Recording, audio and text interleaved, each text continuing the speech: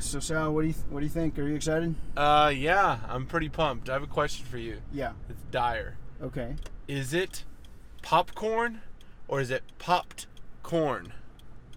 Dude, anybody who's normal knows that it's popcorn. What are you, know. like, British or something? What's wrong with you? I just was thinking about it. I was thinking if I was trying to decide whether I'm going to get popcorn today. Huh. And I thought, is it popped corn or is it popcorn? No, that's a very pressing question.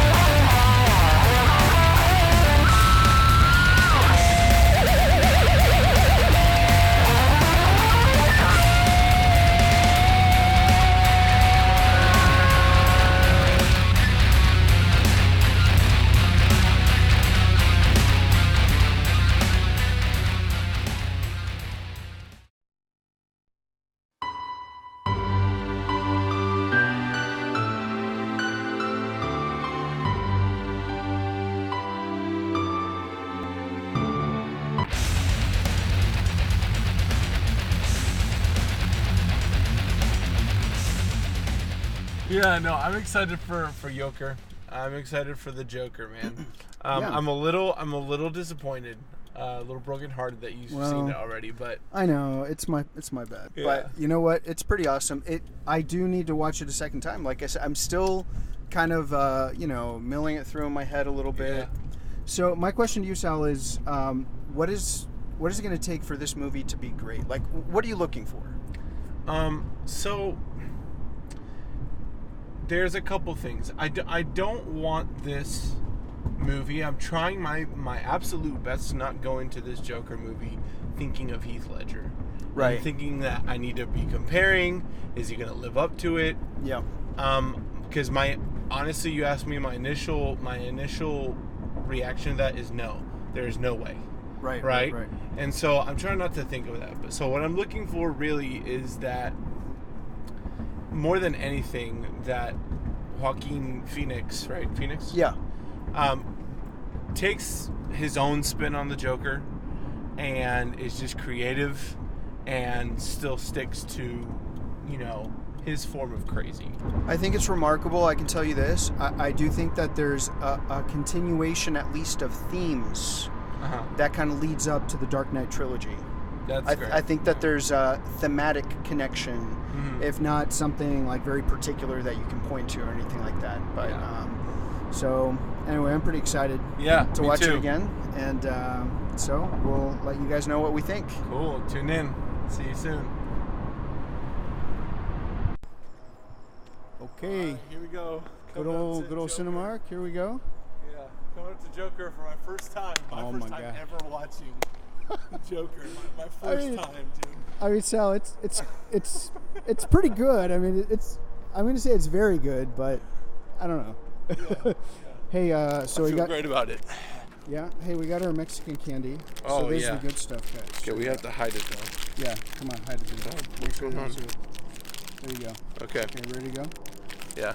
All right. I'm ready. Let's do this thing. Yes. Let's go. Let's get pumped. Good evening, my fellow human beings, and welcome to the Worldview Bros.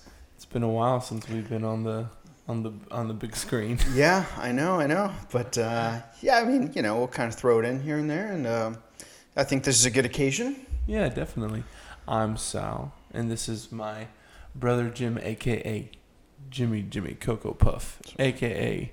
Jimbo, a.k.a. the Dukinator, a.k.a. Brogo Baggins. Oh, yeah. Jim, how you doing? I'm doing great. You forgot to throw in Jim the Winkless. Jim the Winkless. It's not my best effort, but It's kind of how I am lately. There's no need for sleep. Who needs to get their winks in? No, of course. No. Yeah, it's fine. So, that's what I say anyway. Yeah, I know. It's been crazy as teachers, as we've said. Dude, beginning of the year. Yeah, how many times are we going to say this? I know. Yeah, no. Yeah, no, that's enough. But dude, your face is like it looks like you could use some winks. Yeah, I'm a little tired. It's a little late right now. A little bit. But anyways, we're excited to be here with you guys. We're excited that you're tuning in. Go ahead and check us out on Facebook. Okay, follow us on Twitter. Follow us on Instagram. Or email us at theworldviewbros@gmail.com for questions. So, why don't you give us? Let's start with just kind of initial reactions. Mm-hmm. What was your overall thought of the movie?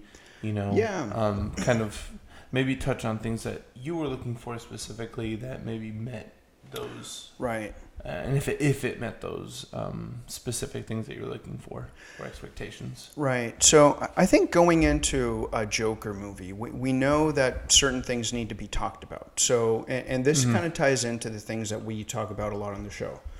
So like the very first show that we had, we were discussing postmodernism and where postmodernism can take us. So the idea of nihilism. We know that when we're dealing with Joker, we're going to be dealing with some of these ideas. Mm-hmm.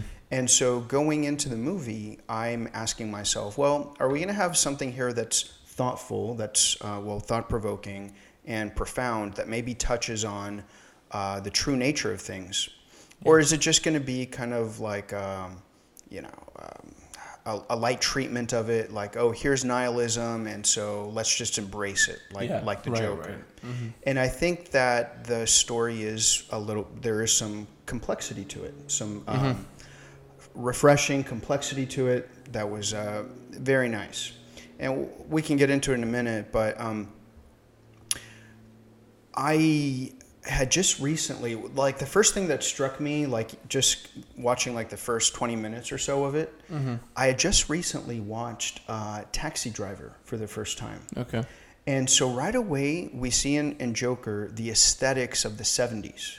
So it's very much on purpose, and I think they're kind of actually going for the fact that maybe this is the 70s. It totally looks like the 70s. Right, yeah. It looks like, Gotham City it looks like maybe New York City, like before Giuliani cleaned it up, right? Right, yeah. Like that nasty, gritty city full of rats and all this, and full of crime, okay? Yeah, right. And so right away, it's just kind of a depressing tone. I don't know, like a lot of people kind of look with fondness at the 70s.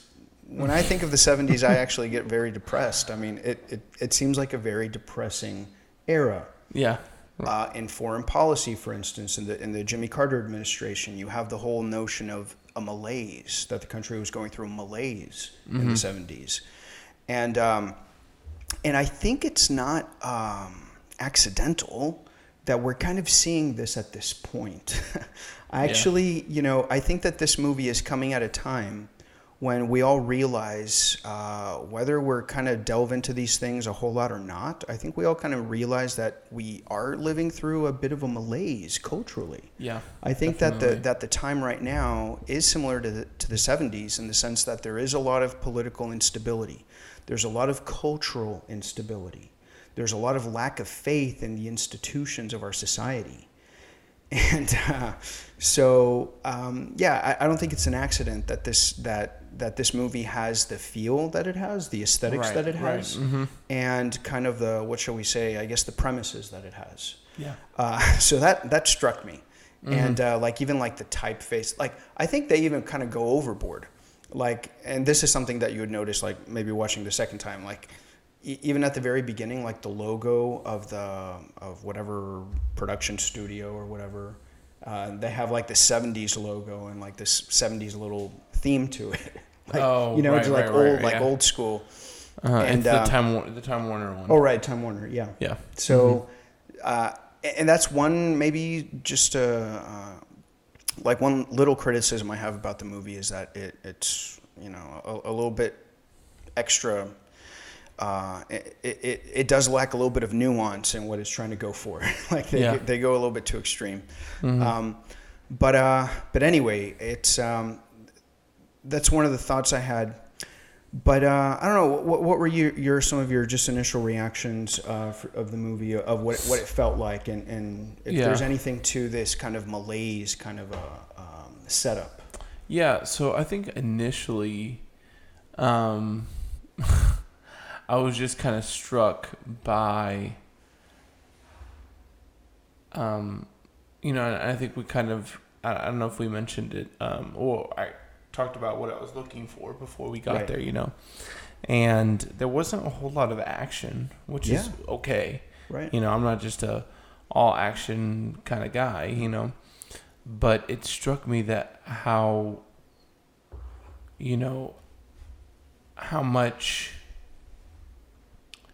a movie with a character like the Joker, mm-hmm. Can still be so effective without having to use a whole lot of action, So that's something that struck me right off the bat. And then the other thing too was just kind of a lot of like the a lot of the ways that Joaquin Phoenix kind of made it his own, So again, those were the two things I was looking for, and how was that going to be? And I think, and I'd like to in a little bit, kind of get into trying to compare, without comparing too much, but just comparing his Joker compared to maybe Heath Ledger or other renditions of the character. But I liked some of the things that Joaquin Phoenix did, and just his take on the insanity of this iconic character. As far as the malaise, I also felt like it was like, if you go into like the end of the movie. Mm-hmm. And it seems like the city is just like falling apart completely. Yeah. Right. And it's really interesting to me that it's obvious that this guy's really crazy. Right.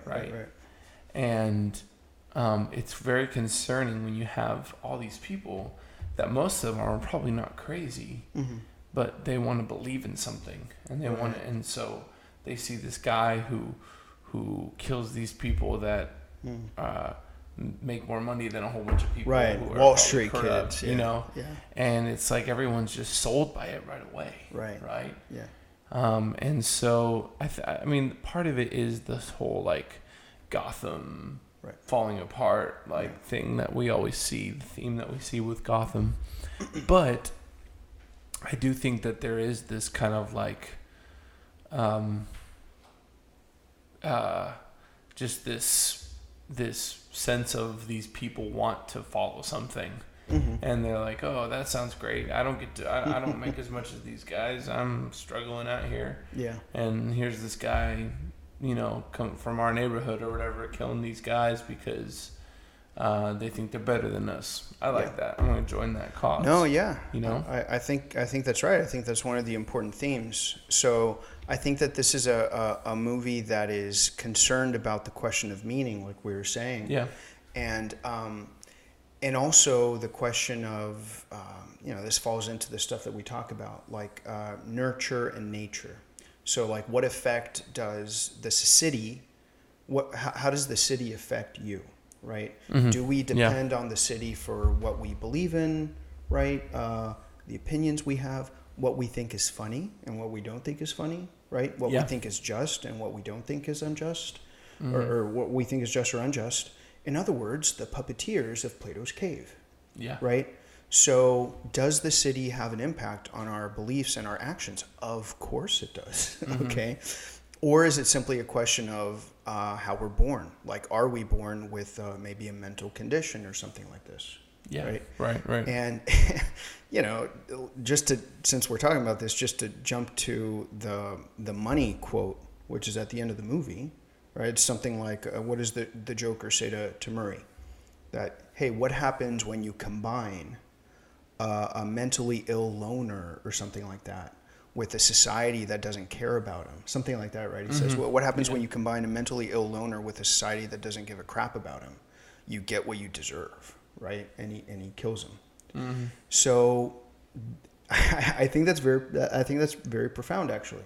So these are the two things that are always in conflict, or the things that we need to think about as a society. To what extent do we understand truth from a perspective of what can naturally come out of us? Okay, how much can we naturally understand what is right or what is wrong, or how much does it depend on our society? Yeah. And so the problems that we see with the Joker at the beginning of the movie is him wrestling with this question. Like, he's trying to find his way in society. He's trying to figure out what's right and wrong. Yeah. And what happens is that when he looks for it in the people around him, he doesn't find it, or he finds incongruities. He finds that he isn't able to see the truth behind it. Yeah. So in other words, like hypocrisy of people.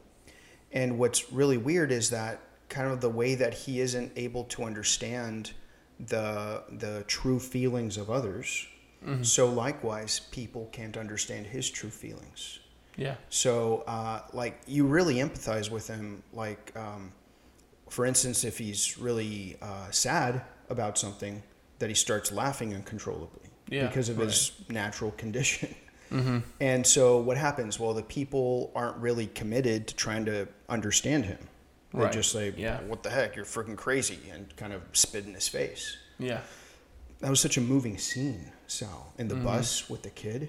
Oh, right, yeah. And I mean, your heart is completely torn. I mean, I think it's so effective, and they really make you empathize with the Joker. And Joaquin Phoenix, again, that's like, the guy sells it like amazingly. Like his laugh that he can't control, you're like choking with him. You know, it's like, it's so good. Yeah. And again, like that's important. He's trying to tell the lady, no, I didn't mean anything wrong.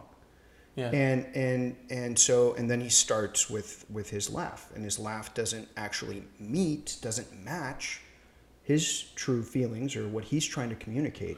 Exactly, yeah. And so the lady gets confused, but she doesn't put any effort into trying to figure out what's wrong, or she doesn't have any kind of, she lacks the empathy to try to get to the truth of it. Yeah. And so what does she do? Well, she just kind of dismisses him, right? And what happens? Well, you kind of break the harmony here.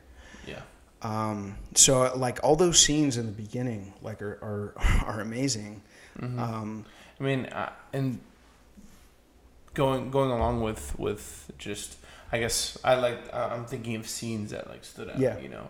And there's also the scene where,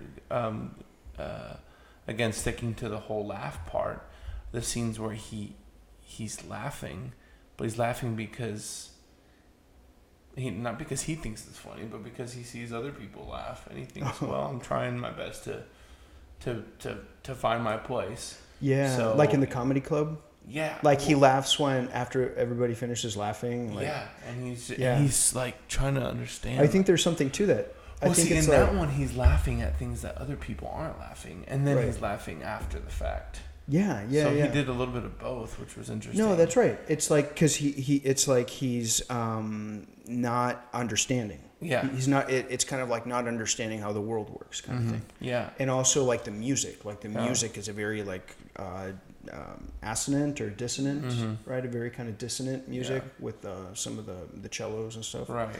And then there was also the scene where he's at his work, and then he laughs, and he just, you know, he does the ha ha ha, and then he keeps walking.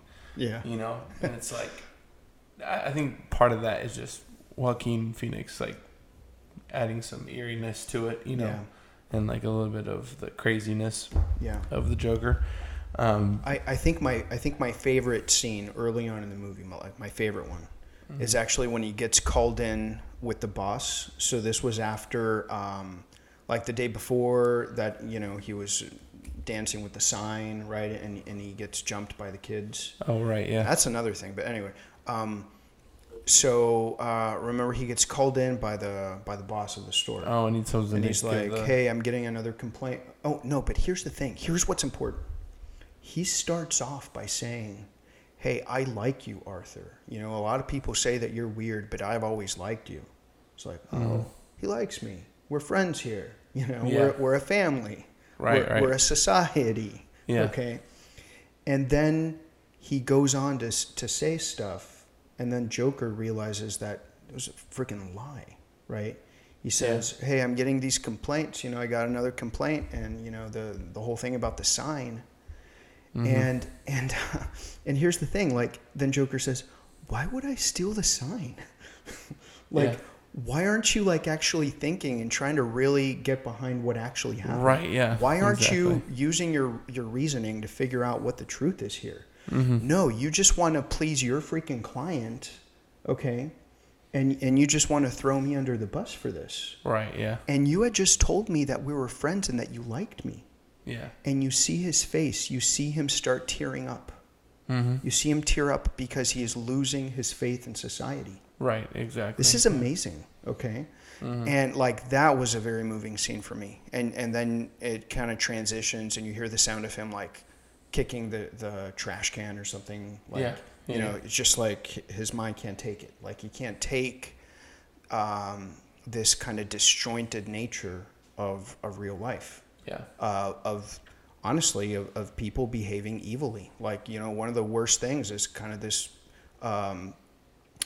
this two-faced behavior that we have on people and that we use people. That's another thing. Just using other people for your own benefit is one of the greatest evils. Yeah.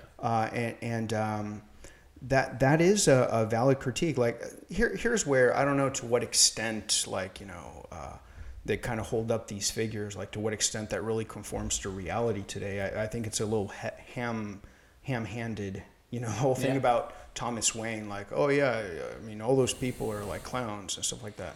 Yeah. Like, okay, I mean, yeah, I get it. And again, it's kind of exaggerated. We're living in Gotham, something like that. Right, yeah. Mm-hmm. But I mean, is it conceivable that, we can kind of get like that in some point in life? Of course, it's conceivable. And so anyway, what was I saying? Oh, right. So there's just that evil that he's seeing all over, and he doesn't really have good answers. He doesn't have good answers to how to handle it. Right. Yeah. Yeah. Sorry.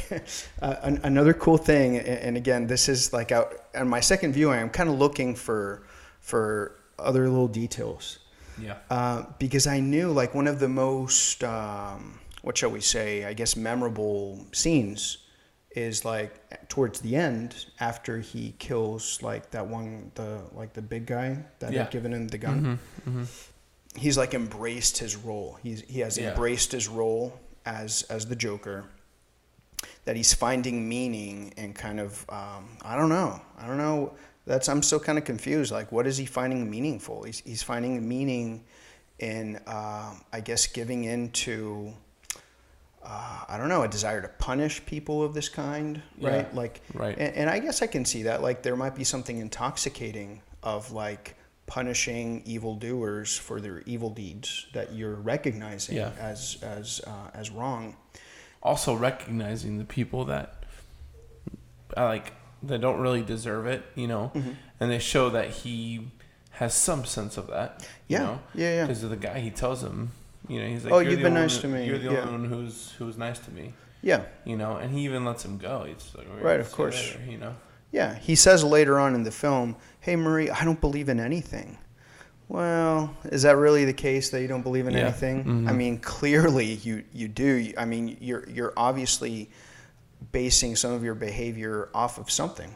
Right. But anyway, the point is, after he commits that murder, he dresses up and everything, and they play like that positive music kind of thing. Yeah. And then he's like dancing as he descends that staircase, like in wherever he is in the city or something like that. And I think that's significant because early in the movie you see two scenes of him going up the staircase. Yeah. And in both cases, it's like with the weight of the world on his shoulders. Yeah. So he's got the weight of the world on his shoulders, trudging up that staircase. Mm-hmm. It's almost like going up the staircase of Plato's cave. I mean, I know, I think I read too much into things sometimes. But it's his attempt to figure out the truth of things. Yeah. But it's hard. It's a hard thing. Yeah. Because it's a friggin' hard world, yeah. you know? And, you know, he's dutifully, you know, going through his work every day, trudging up those stairs. Mm-hmm. Okay? Mm-hmm. Well, what's easier, to go up the stairs or to go down the stairs? Okay? What's easier, to try to go up the staircase of truth, trying to get your hand into what is true in the world, or is it easier to just kind of forget about that attempt and then happily to descend into yourself? Right. Yeah. You know, he kind of descends into himself. Oh, very happy, but you're not going anyplace good. You know what I'm saying? So, I don't know. I found that little detail pretty impressive, actually. I think there has to be a significance to it. The fact that they're kind of highlighting that. No, yeah, I think so. Yeah. And I feel like he, when he embraces that role, you know, and he kind of he starts to see who he is. I think it's significant. Like, you see the part where he, you know, they highlight the part where he's off his meds. Right. Okay. And but you kind of see like the avalanche, right? Yeah. And so it begins with like the here and there, those things where the people around him are kind of failing him, you know, as a society, and then he's off his meds, and then after that, then it's pain and suffering, you know, and then all those things just start to just hit him until finally, then the thing that like just shocks you the most is, again, those two guys come over and they ask him like how he's doing. They're thinking he's really bad, right? And it was like, well, he was beforehand, but then all of a sudden it's like, I feel great, I feel good, you know. And it's like he's just completely desensitized or just like completely broken down to where he goes the complete opposite way. Right. I know. Yeah. And I think that's the whole thing about like, you know, the ongoing joke, if you will, that he has in his mind about whether like, you know, like he should shoot himself, like when he's in that elevator, right? And he sees the girl do that and he's like, oh, that's funny. You know? So, and of course, this ties into the biggest question of the movie. Like, the movie is asking us to delve into this. This is very, I like this of movies that make you think like this. They present to you what the scene is supposed to be. Yeah. But then the scene doesn't go that way. Right. Oh my God. And that's the thing too. Like, honestly, I think there's a lot of copying involved here of Taxi Driver. Seriously. Really. I need you. Have you seen Taxi Driver? No, I haven't. Dude, you will be shocked if you see this soon, because you're going to see so many similarities that it's it's not even funny. But I don't know. Call it copying. Call it an homage. Call it. There's a connection here. And again, it's the connection to those '70s gritty movies. Right. Yeah. But I mean, I don't know, the director. I think he's like new to making movies of this kind. I did look up like what other movies he's done. And it's like all these comedy movies. Man, I just go off on tangents, don't I? No. We're talking about it. Yeah. But wait. Oh, right. So,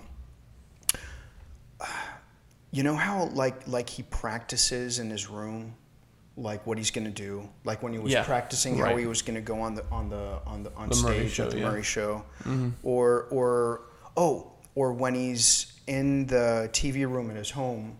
And he like practices dancing. Remember when he fires the gun by accident? Right. So that's what the character in Taxi Driver does a lot too. Like in Taxi Driver, it's I don't know the name of the guy, but it's actually Robert De Niro is the main actor there. Okay. And he's also in a city that's freaking dirty and disgusting, and he's kind of like traumatized by how disgusting and dirty the city is. He's like, hey, who's going to clean this place up? Like, who's going to put order into the city and stuff like that? And he kind of like loses faith in society. Okay. And he practices roles like, I don't know what the deal is. Like he's trying to figure out how people live or something like that. It's very weird. Like there's a very famous scene in Taxi Driver that De Niro is like looking at himself in the mirror, and he's like, "You talking to me? You talking to me? Well, there ain't nobody in here. It's just me." Kind of like he's like practicing being a tough guy. Like, oh yeah. That's what what manly men do, or something. Right. And so likewise, Joker is like in his room, like practicing. Oh, how do people? I don't know. There's something there. Definitely. I'm sure there is. But a lot of people like to do that. A lot of directors like to do that. They want to give an homage to to a movie maybe they really like, or a movie that they feel like is similar to what they're trying to do. Yeah. Trying to portray. Yeah, but I think like the whole notion is connected to this like figuring out society. Yeah. And not finding an answer. But remember, he practices like his knock knock joke, and he's like, oh yeah, knock knock, and then he kills himself. So like he practices doing that, right? Yeah. So you're expecting going into the scene that's how it's going to go, but then it doesn't. Yeah, exactly. So the movie is asking us to look into it. Why is it? Why doesn't he do that? Exactly. Right? Yeah. And so I think it's kind of like where the Joker makes a turn for kind of true evil, right? Mm-hmm. So one thing is to be disillusioned with society. It's like, you know what? I tried. This world is freaking broken. So I'm going to give up trying and kill myself or something like that. Right? Yeah. We're not condoning that, obviously. Like, that's terrible. Mm-hmm. But we're still... Oops, sorry. Okay. But we're still, of course, is to not even just stop there, but to kind of shake your fists at the world. Right. And to kind of create your own meaning. Right. Yeah. And this is where he starts saying, and he tells Murray, no, I don't believe in anything, right? Oh, you guys think this and this is funny. You guys think this is and this is just, but that's completely relative, right? So what he's doing is he's gonna take it a step further, and he's actually letting go completely of the idea of trying to know the truth about things. Yeah. And to impose his will. He's basically living that Nietzschean ideal. You know what? I'm going to make my own morality, okay? And I'm going to take it out on all of you guys. And I'm going to say that was, like killing the people in the train. Like, oh no, that wasn't tragic at all. It's not a big deal. It was funny, or I forget what he says. Like, like they weren't singing right. It's a joke, haha, Yeah, right. So that's when you say, dang, dude, I mean, I don't know. I thought maybe you had something else going on, like this thirst for figuring out what's true. And yet you can't let go of it. Mm-hmm. You can't let go of it. That's the actual tragic part. Like he says, oh, I thought life is a tragedy. It's a comedy. No. It's so tragic that you actually can't let go of some of the vestiges of truth, because of course you can't. Yeah. So it still clings somewhere in your conscience, what good and evil is. There's a reason why you detested those guys in the metro. And there's a reason why you detest Murray, being like the hypocrite that he is, like, or the guy that's trying to use other people. Yeah. So. Yeah, and I mean, like, it kind of goes even deeper with him, with Murray, in the sense that, remember the scene that he has where he's pretending that he's there. Yeah. And he gives him a hug. Oh, and he sees him almost like a father figure. Like a father figure, yeah. Yeah, and even so much to where he's pursuing stand-up comedy, right? Mm-hmm. And he wants to be a performer, because he feels like that's what he's good at. He sees Murray perform, and he sees, I can do that. I can do that, right? And so I think that's part of, we talked about the dancing, and it seems kind of weird, but I think he's dancing because once he starts to feel like he's found himself. Right. You know, or like there's like the little glimpses of him like finding himself. He starts to dance because to him it's a show. Yeah. You know, and the whole movie is kind of like him becoming this performer of chaos and evil. Yeah. Right. And it's like they wouldn't have like had the whole like Jimmy Carson kind of thing, you know, right, with this guy, if it wasn't like all kind of tied to this sense of like he's becoming a performer. Yeah, you know? Yeah. So like, okay, because I'm trying to figure out this dancing thing, you know, and I think also we can say that his dancing is kind of like, like living up to his role. Like he has a role to play, right? He has a role to play in life. Yeah. And just like his mom said, oh yeah, you have a role, you know, to make people happy and joyful, kind of thing. Yeah. And I think, okay, I don't know, maybe I'm reading too much into it. And go ahead. Oh, I was gonna say, but like, there's something off about his dance. Like when he's dancing, it's like a misshapen thing. Like, well, I guess you can call that dancing, you know? Yeah. It's like, what are you doing? And like, you even see the guys like looking at him, like when he's at behind the curtains, and he's like getting into his weird dance. They're like looking at him like, what the, you know? Yeah. And it, so he's finding a meaning, but it's a perverse, it's a distorted meaning. Right. I don't know. I think maybe. Yeah, no, and again, it's just kind of all leading up to this character as we know it. Yeah. You know, and we know the Joker to be, you know, if I hate to cross movies here, you know, but in The Dark Knight, right, you see this character as just an agent of chaos. Yeah. You know, someone who just wants to see the world burn. Right. You know, and I think Joaquin Phoenix is trying to get to that point. Yeah.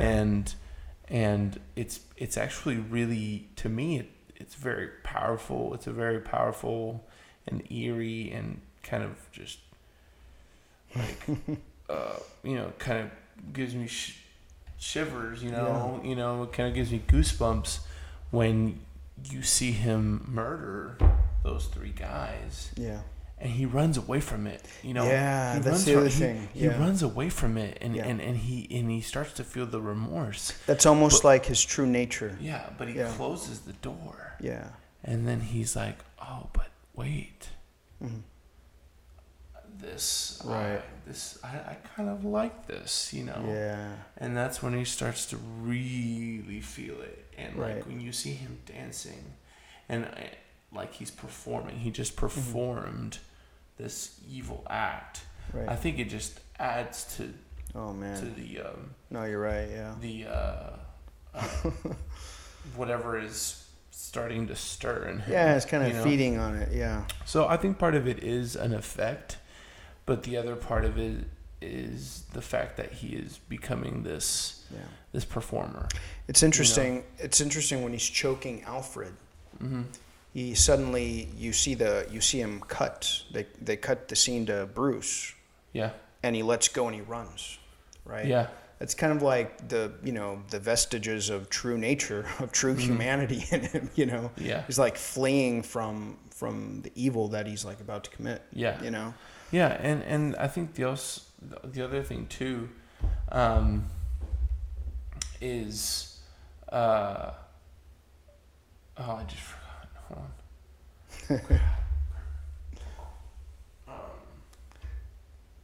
But I would just say, like in his last murder, then he stops running, then he kind of struts out.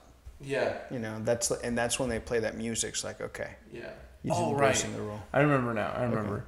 And I think the other thing too, as far as the whole, you know, I'm giving more and more, I guess, of a case for this whole performer thing, is if you watch other renditions of the Joker, if you know who the Joker is as a character, there's always the scene, and it's the classic thing where he's on the TV.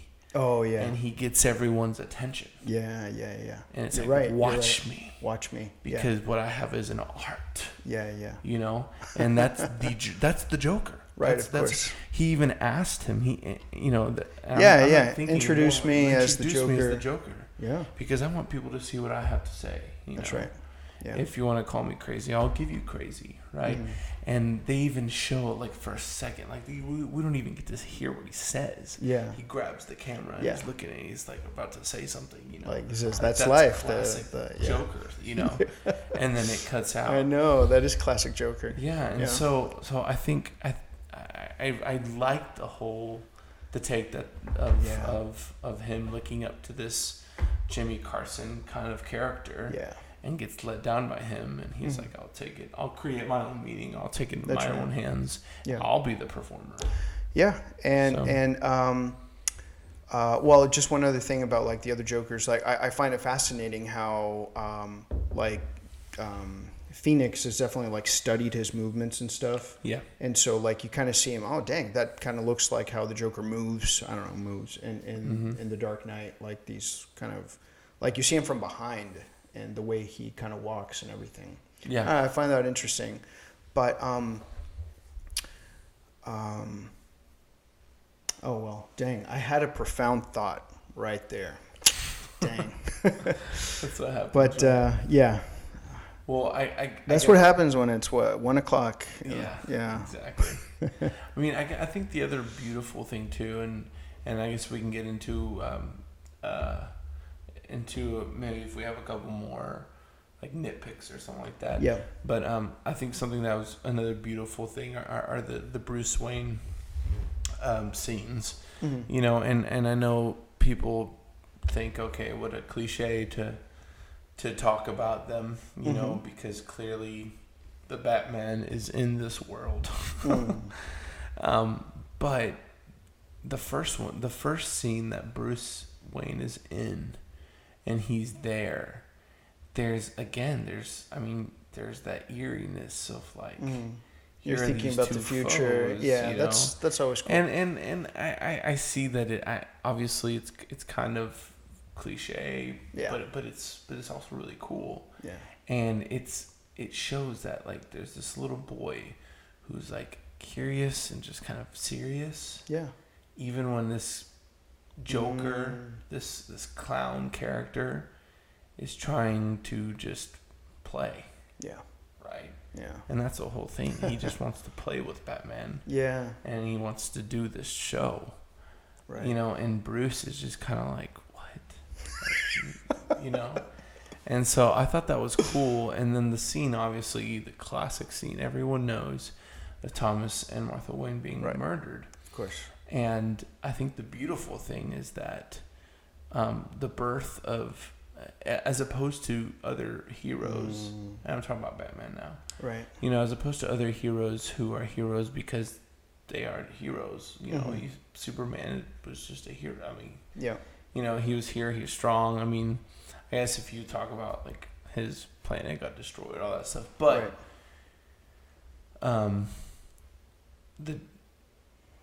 it's kind of like out of the ashes of just chaos and murder and this just evil, you know, comes this Dark Knight, this guy who rises, and you know, and I think it's cool too that I don't know if this is how it is in the comics, if it's like because of the Joker's movement or his actions that then they get killed. I don't know if that's really what happens. Oh yeah, I don't know. But I mean, it wouldn't surprise me, and obviously them being arch nemesis. So it looks like there are many renditions of that story. Like in the very first Batman movie, it was actually the Joker who kills. Yeah, exactly. And then in the Dark Knight, it's not the Joker. I don't think it's or the Joker. Batman Begins. Right. Yeah. But and of course in this one, their own take, like it's not for the money or anything. It's just the line, the same line that Joker gives, that hey, you get what you deserve. And I think, and I was kind of remembering what I was going to say about this.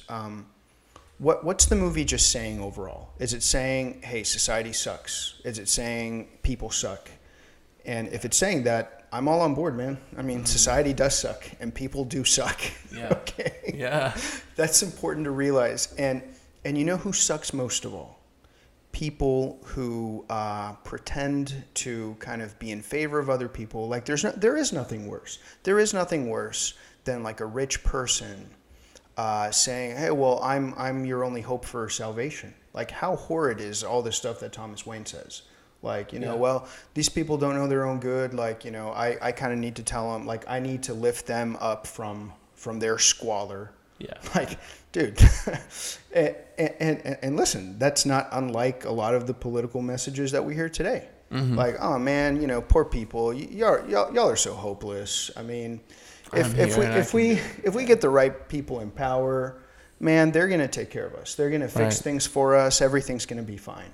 Okay. Mm-hmm. Well, that's Thomas Wayne's way of looking at it. That's not, for instance, like when we have better epochs in history, like that's not what, I don't know, like the American founder said what government is supposed to be like. Right. It's exactly. not about like your people in power, like fixing things for you.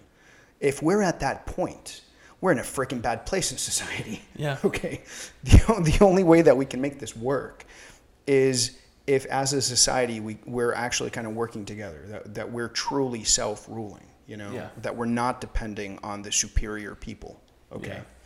Yeah. And look, the Joker's not right. People like Thomas Wayne are terrible. They are users. They use people for their own advantage, and it's completely false that you can simply put your trust completely in a person like a ruler, and that they're going to take care of you. Right. Yeah. So I think what you're saying about with Batman is very interesting. So I think what the movie is almost saying, like, even somebody who is ultimately going to be as evil as the Joker, even that person in the very beginning could have had some innocence to him, or even a desire to do well, and kind of in tune with what is right. Mm-hmm. So when you don't be too quick to judge, a hardened criminal, ultimately there is a humanity there. And so likewise, even with kind of like the most detestable kind of person on the other side of the economic spectrum, like a Thomas Wayne, even that jerk, okay, can have a kid who can later on kind of like really understand like more of the truth about things and to seek for true justice. You know what I'm saying? Exactly. Yeah. And the whole thing about the movie, like kind of breaking up into tribalism, right? Oh, well, and the Joker's just going to play to that tribalism. Oh, yeah, and he doesn't really believe it one way or another, but he's like, yeah, that's what I'm going to pursue. I'm going to pursue like, sticking it to the rich guy kind of thing. Yeah. Right. Mm-hmm. That kind of mentality, when we're broken down in that kind of tribalism, we've essentially lost kind of the kernel of humanity, and we're freaking screwed. Yeah. I think what's interesting about a movie like this is where we're, I don't know, like, I mean, I hate to kind of like Jesus juke you guys, but like, where were the churches in this thing? Like, where was the guy who's saying, okay, you know what, we're not going to find our hope to like ultimately in a form of government, okay, or in broken people, okay, but ultimately in a higher power. Our ultimate hope is going to be with with God. And so we kind of see the godlessness that is occurring here. And that's right. I mean, without kind of putting our faith, and, it didn't have to necessarily be God. Like, it can still be like putting your faith in like a true nature or something like that, or putting your faith in truth, okay? Now, of course, ultimately, that means putting your faith in God, of course. Yeah. But, yes, without holding on to that ideal that transcends us. Right. We are left in tribalism. We are left in not understanding each other. We're left in caves that are unillumined. Yeah. So I think if a movie is able to kind of highlight those flaws in human nature and highlight flaws in society of that kind, and yet still kind of leave us wondering is there a better way? Is there actually a truth behind of all of this? Yeah. I think that's a successful movie. Yeah, and I think it also just, that in itself makes you and helps you be more aware of how you treat other people. When we talked about it, a couple weeks ago, talking about why it's important to treat other people with respect and kindness, no matter where they come from, who they are, because I'm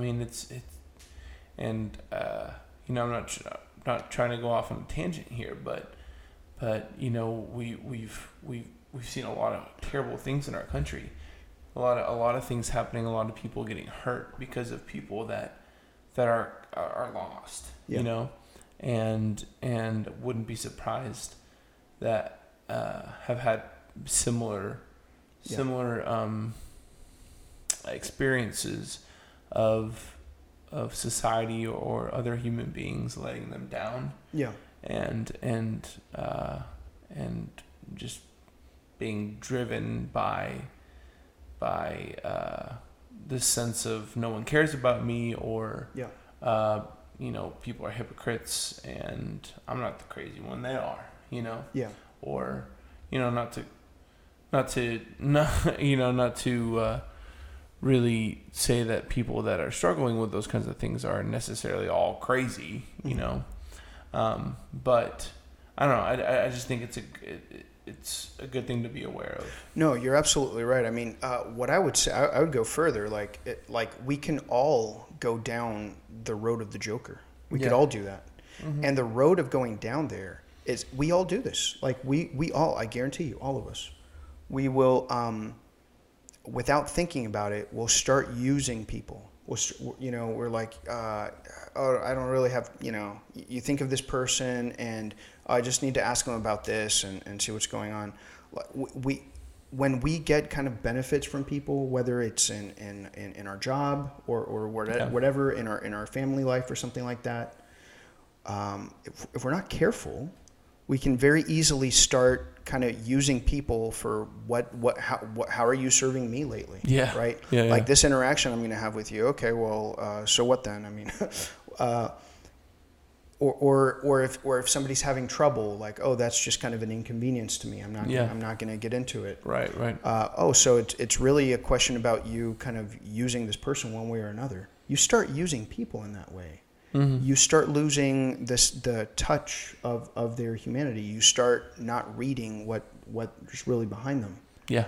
And your own kind of desire to go one way or another, to use them one way or another, blinds you from the truth about that person.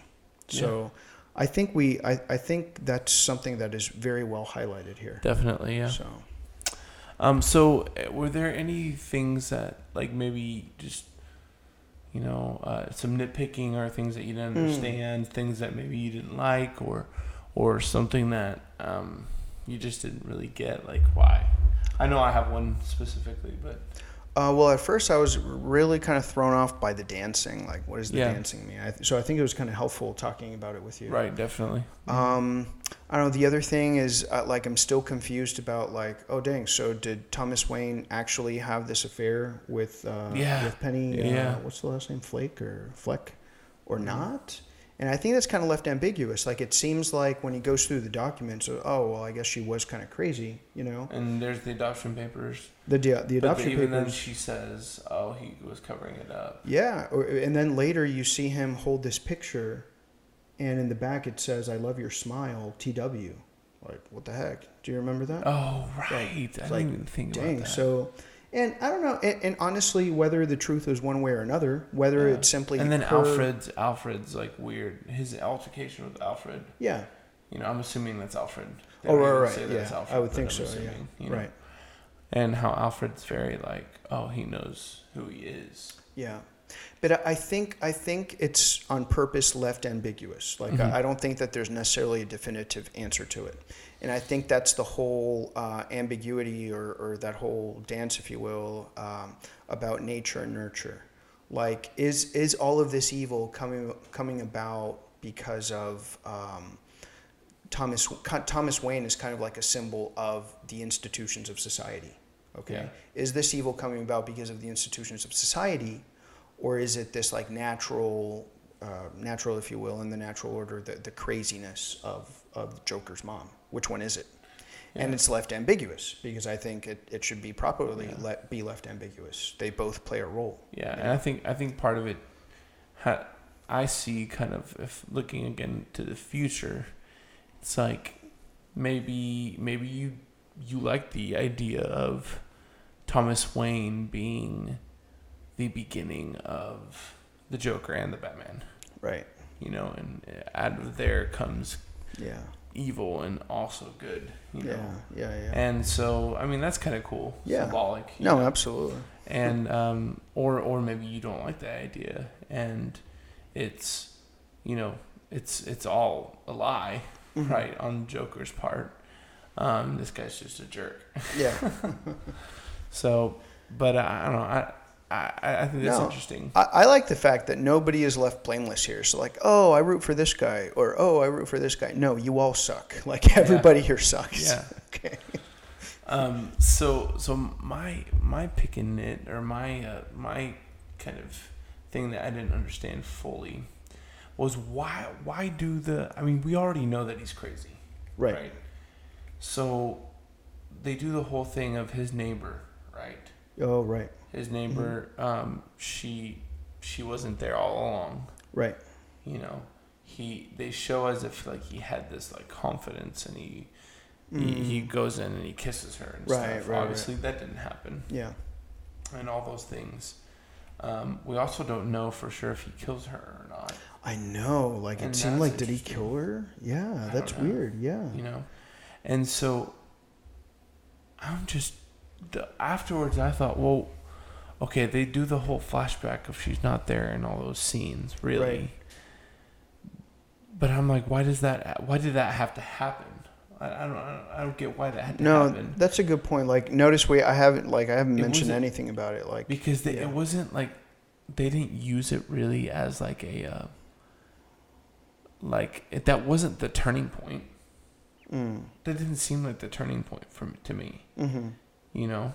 Yeah. Maybe it was part of it, but it just seemed like it, like I'm just like wondering why it had to happen, why that was so significant. Yeah. No, you're right. I think we're maybe missing a piece to the puzzle. So I don't know if it was like, it made me feel like it was like, oh, they want to add like this dramatic effect of his craziness. Yeah. You know, the classic like. It was all in his head, Go back to each scene. Yeah. And you're like, ooh. Oh, you know? right. And most likely, honestly, it probably was something like that to create some kind of effect. Maybe. But I don't know. I guess I'd have to watch it again to really see if there was some kind of significance to it, besides the fact that he's losing his mind. You know? Yeah. So it could be like he's like he imagines all these things, right, and it makes you think, well, maybe his mom was imagining all this other stuff too. Yeah, exactly. But like he's practicing like how he's supposed to fit into society, and he has this like picture in his mind. Yeah. But I don't know. It also gave me relief that she didn't really say I think he's a hero. Right. Remember that scene? Yeah. Where she says, I think the guy who did it is a hero. That's right. Convincing him. That was him. Yeah, that's him convincing himself. Yeah. That what he did was right. Right. So that was kind of a relief, because I remember being like, oh wow. Yeah. Okay. Crazy too. Yeah. So. Dang. Yeah. So that was I guess one of my biggest issue as far as that. Wow, man. I mean, I didn't realize we were going to get so much out of this. This was very good. This is a good movie. I know, yeah. It's a great movie. You guys need to go see it. Mm-hmm. I have one more thing, and this might be fast or not. Is this... Okay. This performance of the Joker... Mm-hmm. I think you know where I'm going with this. Is this the best? Is this the best, or how does it compare to Heath Ledger? Or it's between or them any two. other or any other Jack Nicholson. Nah, Jack Nicholson's was all right, but honestly, like those Batman movies really have nothing to do with these newer ones, really. So it's definitely between Heath Ledger and Joaquin Phoenix. I think it would be a little bit too hot takey to make a definitive claim at this point. Yeah. So I would want to sit on it a little bit, but of course I'm going to say something. I am very impressed with Phoenix here. Yeah, I'm very impressed. Great. I don't know if I'm ready to say that he did a better job than Heath Ledger. They're different.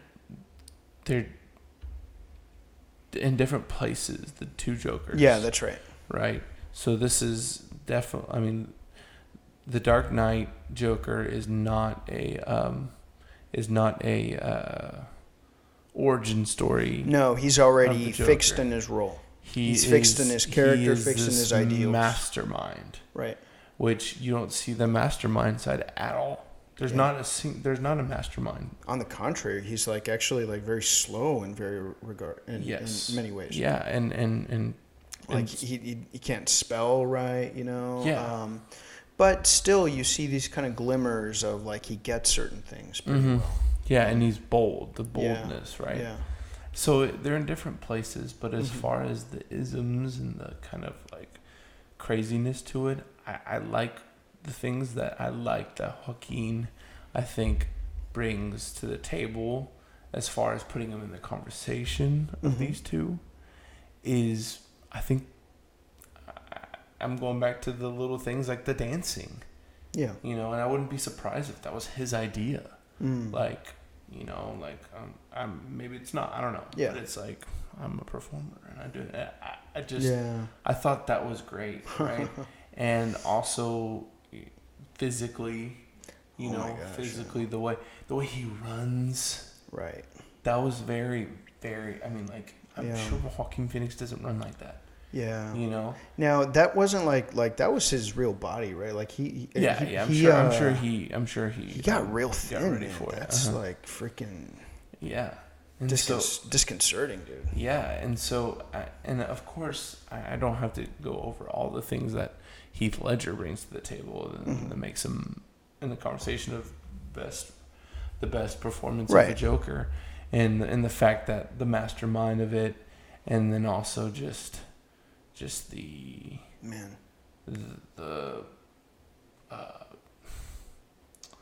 I don't know.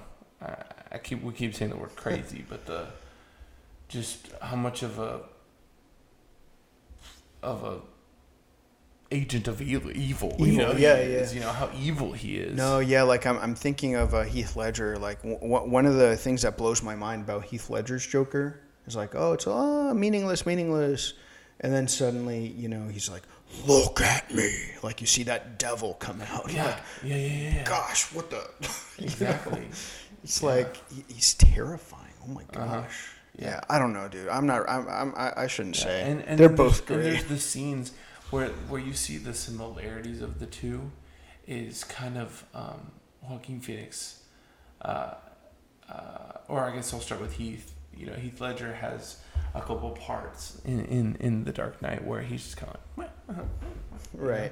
And he, you know, like when he blows up the hospital. You remember that scene? Yeah, exactly. Like, man, I want to make a comment about that because I remember seeing that in the movie theater, and like that kind of emphasis kind of hits me somewhere sensitive. The making fun of making evil into something fun, into a kind of joke. Like I get, like, I mean, I get it. We're seeing the face of evil. We're kind of seeing the face of evil there. What actually bugs me is very often it is the audience reaction.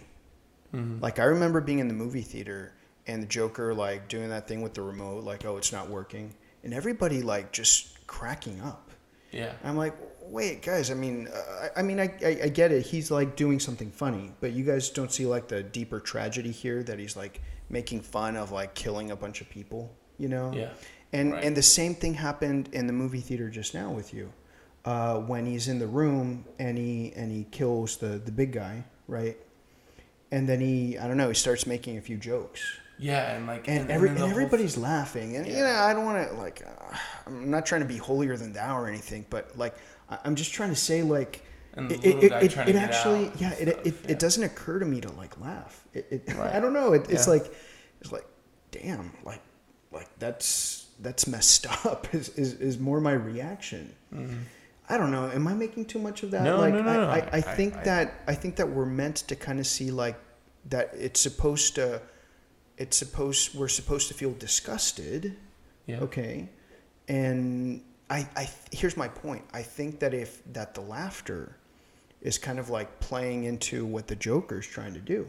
He's trying to laugh this evil away. You know? Yeah. I don't know. Definitely. It's the whole thing about, hey, is his life a tragedy or a comedy? Yeah. If we say it's a comedy, it's like we're giving in to his premise. Mm. It's like, no, it's a tragedy. Yeah. I don't know. I see, and so what to what I was saying, mm-hmm. I think they both show that side of the Joker. Yeah. And I really like, I think Joaquin Phoenix does a good job. Oh yeah.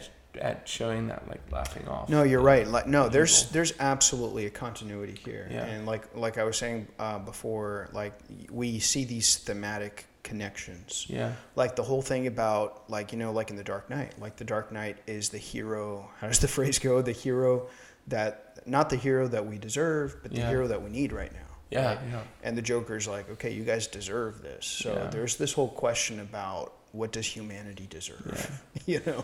Yeah, and what's interesting too? You it's the other classic Joker thing is that, and you see it in even Jack Nicholson's character, mm-hmm. or in his version of the Joker is and a little bit in Heath too, the laughing at the mm-hmm. pain. Right? Oh yeah, and laughing at the inappropriate times. Yes, and the crazy thing about this movie is,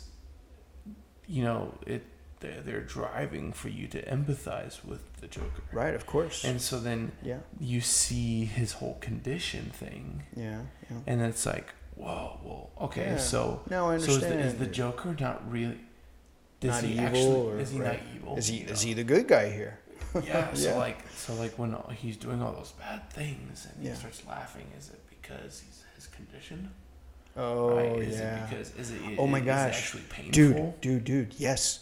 At the end of the movie, his laughter fits match actually his laughing, but it's the freaking devil laughing. You know what I'm saying? And in the beginning of the movie, every time that he's laughing, he's actually crying. Yeah. Right? And you feel him cry. You kind of see deep inside him that he's crying. Yeah. And you're like, oh, I get it. You're sad. You're crying. You're in pain right now. Yeah. And all these people aren't seeing it. You're like, right. I'm with you, mm-hmm. But somehow he kind of crossed that river, where mm-hmm. now he espoused this kind of diabolical side. Yeah. And now that laughter matches not his true humanity, but the humanity that he made of himself that was a false one. Yeah. And a diabolical one. Mm-hmm. Wow. And one that ends up falling short to the Dark Knight. So, anyways, that was our kind of our reactions to the Joker. I know it wasn't super structured, but hey, we just wanted to talk about it. We just wanted to talk about a really good movie that we saw, and we encourage you guys to go see it. If you've already seen it, see it again. I know I'm going to see it again. Yeah. If you have if you want to talk about anything, let us know what you think. Yeah. Are we reading too much into this, or I don't know? Are we missing something here? What do you guys think about the thing with the romance with his next door neighbor? What do you guys make of it? Mm-hmm. Yeah. So definitely just send those emails, maybe comment below, and subscribe to our channel. Follow us again on Instagram, Twitter, Facebook. Also check out our podcast. Yes. Check us out on iTunes, Spotify, Google Play. Yeah, guys, please leave us a review on iTunes. The more reviews we can get, the more it might be published. It might come in people's feeds if they see those reviews. Yeah. So I mean, if you think we suck, then maybe just leave it. But even if you kind of like us, 5 stars, give us a 5-star. Yeah. So we can get the word out. So yeah. Well, thanks again, guys, for joining us here on the Worldview Bros, and we'll catch you next time. Thank you. See you guys.